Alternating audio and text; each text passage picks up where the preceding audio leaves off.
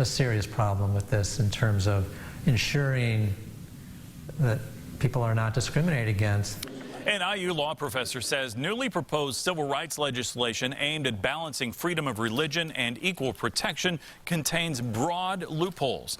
RTV6 State House reporter Katie Hines has the legal experts' analysis and reaction.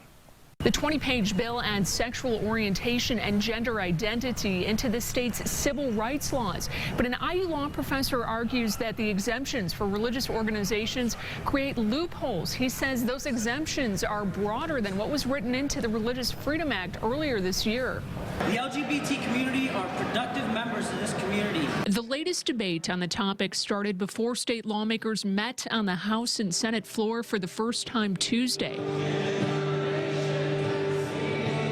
24 hours later, groups ranging from religious conservatives to gay rights activists are criticizing the legislation for very different reasons. LGBT civil rights organization Lambda Legal calls the bill a wolf in sheep's clothing after sending this open letter to the governor and legislative leadership.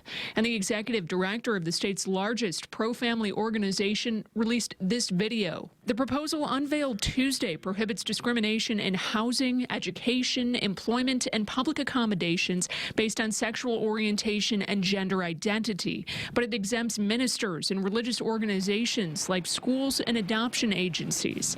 IU McKinney School of Law professor David Orntlicker argues the definition is too broad. Any social service agency or charitable organization, your soup kitchen, your any kind of social service, and you're religiously affiliated, you're exempted from this. In the bill, transgender individuals are protected if they can show medical history or care, or that they've consistently asserted the identity for 12 months.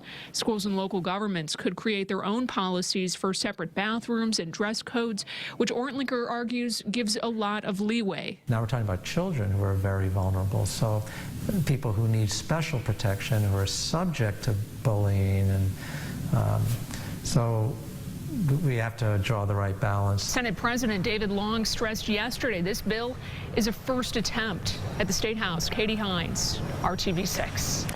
Now, under the bill, anyone who files a complaint that's determined to be frivolous could face a $1,000 fine.